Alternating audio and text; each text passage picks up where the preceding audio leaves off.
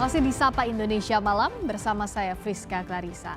Sandiaga Uno hari ini menerima kartu tanda anggota Partai Persatuan Pembangunan. Sandiaga menyatakan bersama P3 akan terus memperjuangkan pemberdayaan ekonomi masyarakat kecil.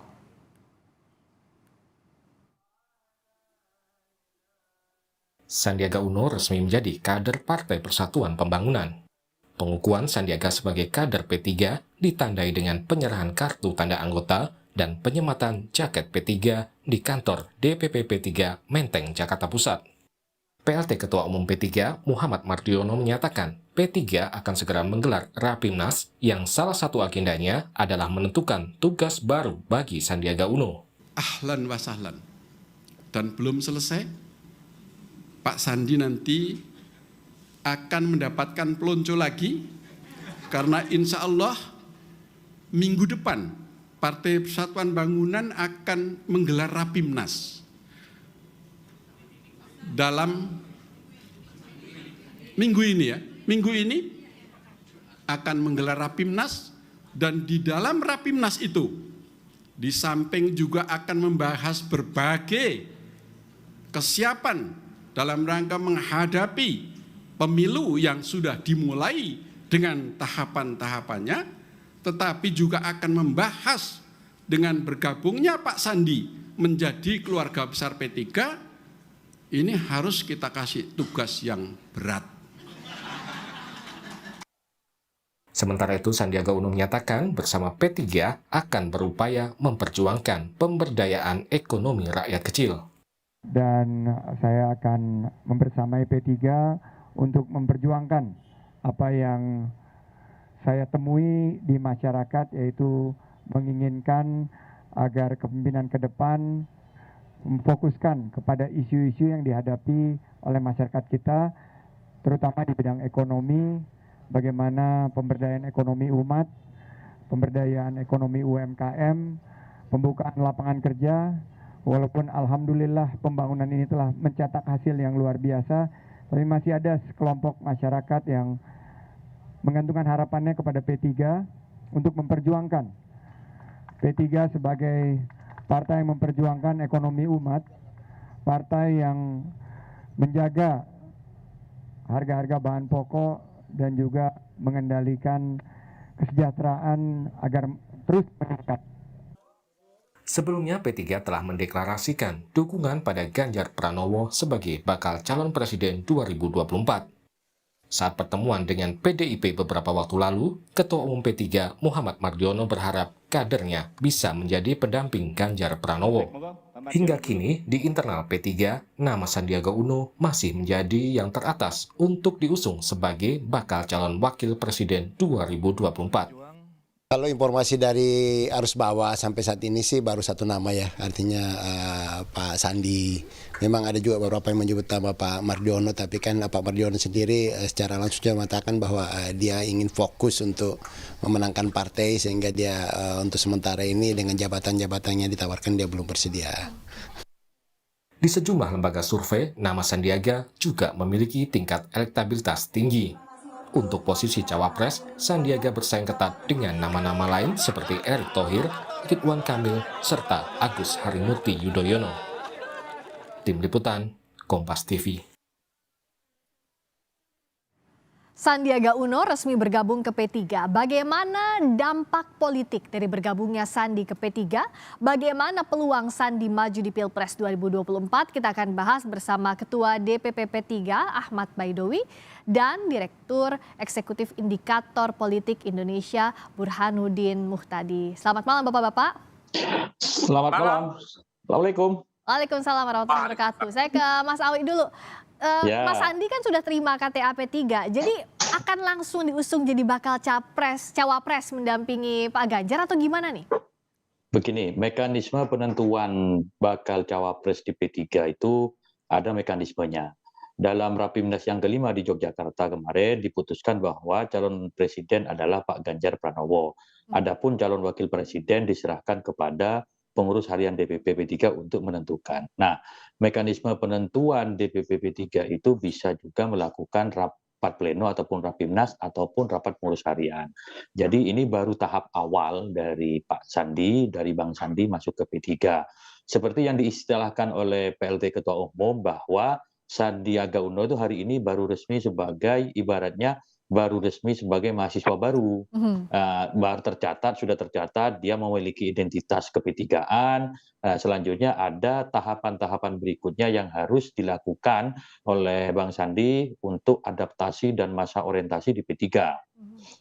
Apa saja itu masa ospeknya Mas Sandi itu harus ngapain aja, Mas Awi? Ya, setidaknya semakin merajut hubungan komunikasi dengan akar rumput P3 termasuk juga struktur partai.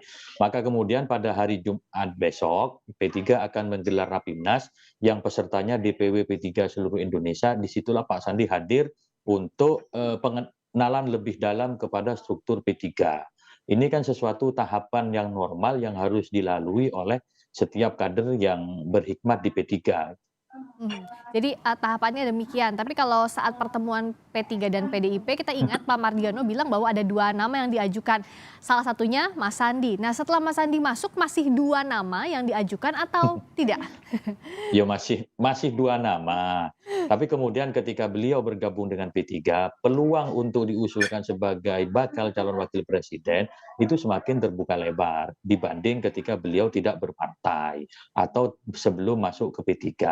Nah, tinggal komunikasi politik ke depan selama 3 bulan ke depan ini, P3 akan melakukan komunikasi secara intensif dengan PDIP, sebagaimana kesepemahaman di antara kami bahwa P3 juga berhak mengajukan calon terbaiknya, kader terbaiknya untuk mendampingi Pak Ganjar dalam Pilpres yang akan datang. Tentu P3 tidak hanya memikirkan Pilpres, tetapi juga bagaimana bisa lolos parliamentary threshold 4% dan kursi P3 di DPR ini bisa bertambah. Harapannya dengan masuknya Pak Sandiaga Uno ini, P3 perolehan kursinya bisa nambah, dampak elektoralnya bisa berdampak kepada P3, dan tentu harapannya juga mesin politik bisa bekerja maksimal ketika nanti mengusung pasangan calon presiden dan calon wakil presiden yang diusung oleh P3 bersama teman-teman koalisi. Oke, kalau Mas Burhan lihatnya seperti apa? Kan sebenarnya sudah dengar lama, kemungkinan Mas Sandi masuk ke P3 tinggal tunggu waktu yang pasnya saja, nah momentumnya sudah sekarang. Nah, kalau Mas Burhan lihat siapa yang lebih diuntungkan? Apakah P3 tadi untuk meraih parliamentary threshold untuk memaksimalkan mesin partai, atau Mas Sandinya untuk peluang sebagai bakal cawapres lebih besar? Ya, tentu dua-duanya diuntungkan sebenarnya ya, Friska. Cuma untuk P3 ini semacam amunisi tambahan yang luar biasa, terutama untuk memastikan P3 4% parliamentary threshold. Karena bagaimanapun Mas Sandi ini bukan hanya popularitas personalnya, beliau juga punya logistik yang cukup kuat, kapasitasnya sebagai pengusaha nasional. Nah, tapi buat Mas Sandi sendiri, kemungkinan diusulkan sebagai cawapres oleh P3, tapi jangan lupa yang menentukan cawapres ini bukan hanya P3, tapi juga PD Perjuangan, lebih khusus lagi adalah Ibu Mega. Jadi belum tentu usulan dari P3 terkait dengan cawapres yang akan dijodohkan ke Ganjar Pranowo itu disetujui oleh Ibu Mega. Meskipun lagi-lagi kemungkinan untuk diusulkan oleh P3 besar, tapi kata putusnya ada di tangan Ibu Mega. Ya. Nah, kalau elektabilitas Ganjar masih kompetitif dengan Prabowo Subianto, artinya tidak ada yang dominan antara 2 nama ini, bahkan misalnya Anies Baswedan mengalami peningkatan, sangat mungkin Ibu Mega mencari pendamping Ganjar Pranowo yang dianggap punya kekuatan elektoral. Kalau sebelumnya kan seolah-olah Ibu Mega ini memprioritaskan figur yang berasal dari kalangan ulama. Ya. Misalnya Kiai Nasaruddin Umar, Kiai Mifta Ahyar, yang mungkin dianggap bisa menutupi kelemahan simbolik Ganjar yang berasal dari ranah nasionalis, gitu ya, dan dipadukan dengan ulama, tetapi sayangnya tokoh ini daya ungkit elektoralnya kecil. Nah, mungkin masanya daya tawar di situ. Tetapi kalau misalnya perhitungan Ibu Mega adalah komposisi lama, Jawa luar Jawa, kemudian nasionalis Islam, Mas Sandi dianggap tidak memiliki Islamic kredensial, ya kemungkinan Kiai Nasaruddin Oke. dipilih. Nah, pertimbangan inikah Mas Awi yang saat ini juga digodok P3 meskipun tadi Bu Mega nantinya sebagai pengusung utama baca pres yang akan menentukan, tapi komposisi yang bisa melengkapi Mas Ganjar inikah yang jadi pertimbangan P3 saat ini? Ya, memang hak prerogatif Bu Mega sebagai Ketua Umum PDIP itu juga berperan. Memang benar calon yang diusulkan P3 belum tentu diterima, tapi juga pada saat yang sama belum tentu juga ditolak oleh Bu Mega. Jadi peluangnya masih 50-50. Nah, komposisi cawapres Pak Ganjar itu saya seperti selalu sampaikan, harus mencari sosok yang menopang kemenangan dari Pak Ganjar, yakni mewakili kelompok luar Jawa dan harus Islam sebagai komposisi nasionalis religius. Pak Sandiaga Uno kita kenal sebagai pengusaha muda, tokoh politik muda yang Islam dan hari ini bergabung di Partai Persatuan Pembangunan yang di dalamnya ada merupakan fusi dari sejumlah partai politik Islam termasuk Nahdlatul Ulama waktu itu dan juga partai Islam lainnya seperti Parmusi, Perti dan SI. Ini saya kira menjadi pertimbangan-pertimbangan yang akan menentukan konfigurasi pasangan capres maupun cawapres yang akan datang. Namun sekali lagi kami hanya bisa melakukan ikhtiar politik, tentu 3 bulan ke depan dinamika politik itu sangat menentukan. Nah, salah satu yang menunjang ikhtiar politik adalah membaca tren tadi. Mas Burhan bisa bantu. Kalau Mas Sandi, kita lihat trennya sampai sekarang seperti apa? Sebagai cawapres, Mas Sandi sangat kompetitif. Jadi ada 4 nama teratas dan selisihnya tidak signifikan secara statistik. Yang pertama adalah Erik, kemudian Ridwan Kamil, Sandiaga Uno, dan Mahfud MD. Jadi secara elektoral Mas Sandi ini punya kontribusi terutama di luar Jawa dan sebagian Jawa Barat dan Banten. Yang kedua, bagaimanapun Mas Sandi ini anak muda, generasi muda yang mungkin juga membantu segmen pemilih muda yang notabene adalah mayoritas. Yang ketiga, jangan lupa Mas Sandi ini pengusaha nasional, ya. LKPHN-nya ya triliunan. Nah, mungkin membantu juga keputusan untuk Mas Awi langsung ketawa. biaya logistik yang besar. Nah, itu Mas Awi ketawa itu kan senyumnya penuh makna ya. Nah, jadi ada banyak keunggulan yang dimiliki oleh Mas Sandi yang menurut saya penting untuk dipertimbangkan oleh Ibu Mega. Apalagi kalau misalnya Mas Sandi bergabung dengan P3. Jadi Mas Sandi ibarat mendapatkan Islamic kredensial dengan aktif di P3. Lain halnya kalau Mas Sandi masih di Gerindra, stempel Islamnya dianggap agak kurang ya, karena Gerindra adalah partai nasionalis. Nah, Mas Awi, dari tadi kan Mas Burhan kayak mention soal logistik. Nah, inikah yang jadi salah satu pertimbangan utama Mas Sandi ke P3 yang diharapkan oleh P3? Saya tertawa tadi karena justru Pak Burhan atau Mas Burhan yang lebih paham dibanding saya gitu. Tapi setidaknya memang faktor modal sosial dan modal finansial itu memang harus dipadukan. Tidak ansih hanya persoalan modal finansial. Kalau bilang sekarang politik kita tidak perlu modal itu bullshit, bohong. Karena kos politik membutuhkan modal, tetapi modal finansial itu bukan satu-satunya parameter yang menjadi pertimbangan. Harus dipadukan semua modal sosial, modal elektoral dan juga modal finansial itu menjadi satu kesatuan. Dan sekali lagi kita tahu memang disebutkan tadi katanya Pak Sandi LHKP-nya cukup besar, ya itu mungkin yang beliau dapatkan sebelum menjadi menteri karena beliau pengusaha, mantan ketua umum HIPMI dan salah satu pengusaha yang sukses di Indonesia. Nah, jadi tidak ansih hanya bicara soal modal tadi finansial, tapi elektoral sama sosialnya juga. Tapi sejauh ini kandidat kuat selain Mas Sandi memang siapa sih?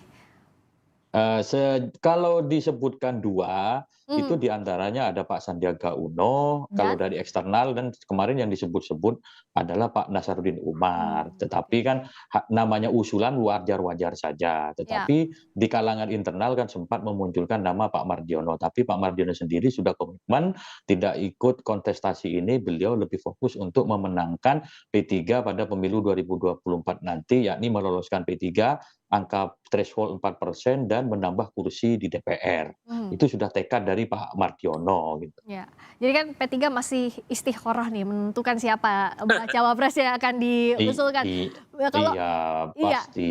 pastinya kalau Mas Burhan lihat dari 3 nama tadi yang disebut ada Mas Sandi, ada Pak Mardiono, ada Pak Nasaruddin Umar, gimana kansnya?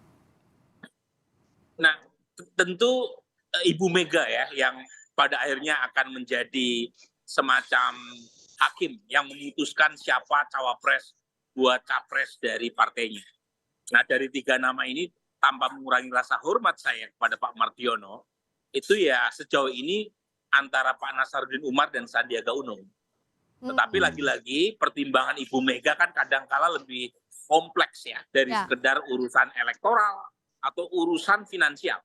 Pertama, PD Perjuangan ini sudah cukup mengusung capres-cawapres tanpa P3 sekalipun pada dasarnya sudah punya golden ticket. Artinya PD Perjuangan pada dasarnya punya keleluasaan lebih. Mhm. Dan karenanya untuk cawapres pun kemungkinan juga bisa mempertimbangkan pakai kalkulasi sendiri. Mhm. Yang kedua, PD Perjuangan sebagai partai besar yang punya akses bisnis kuat, itu juga secara umum tidak punya masalah dengan logistik.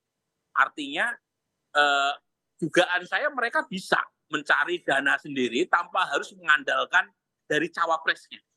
Jadi pada titik ini PD Perjuangan pada dasarnya lebih leluasa untuk menentukan lepas dari persoalan elektoral atau teknis presidensial threshold atau lepas dari urusan finansial.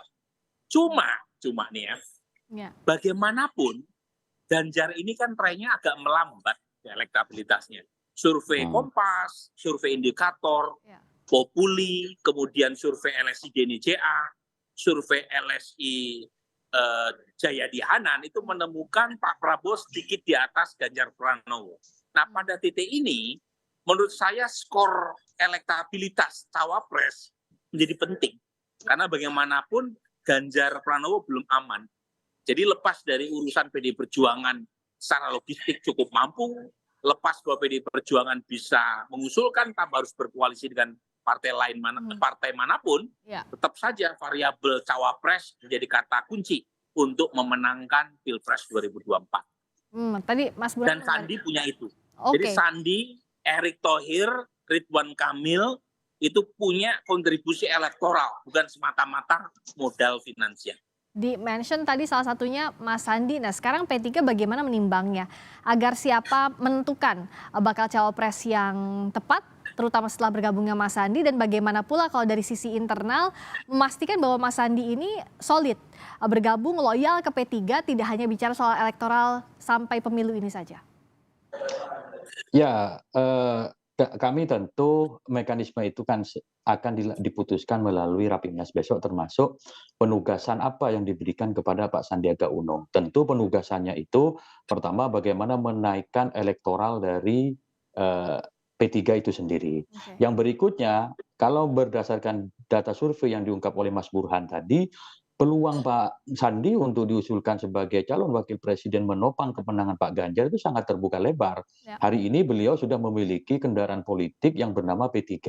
Meskipun PDI sendiri secara kursi cukup untuk memberangkatkan pasangan calon. Ya. P3 tanpa P3 pun sebenarnya PDI bisa, tetapi secara makna itu P3 memiliki arti yang cukup besar bagi kerjasama politik PDI dan P3 ini, sebagaimana disampaikan oleh elit-elit PDI ketika kami bertemu baik di kantor PDI maupun di kantor P3. Dan memang faktanya seperti itu. Apalagi kerjasama politik antara P3 dan PDI itu memiliki akar historis yang cukup kuat dan cukup lama. Dan saya kira hal ini kalau dilanjutkan di masa yang akan datang itu bukan sesuatu yang aneh, dan Bahkan bisa jadi menurut kami merupakan sebuah keharusan antara partai nasionalis dengan partai Islam religius itu bisa bersatu bersama-sama. Apakah masa ospeknya Mas Sandi akan mengantarkan Sandiaga Uno ini jadi bakal cawapres yang diusung oleh P3? Nanti kita akan tunggu jawabannya. Terima kasih Mas Awi Ahmad Baidowi, Ketua DPP P3. Terima kasih juga Mas Burhanuddin Muhtadi, Direktur Eksekutif Indikator Politik Indonesia. Selamat malam Bapak-Bapak.